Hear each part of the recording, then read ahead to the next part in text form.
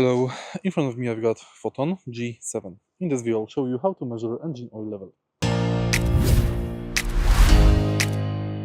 In the beginning, make sure to park your car on flat surface and let it rest for 15 minutes at least. This will allow engine oil to flow down to reservoir.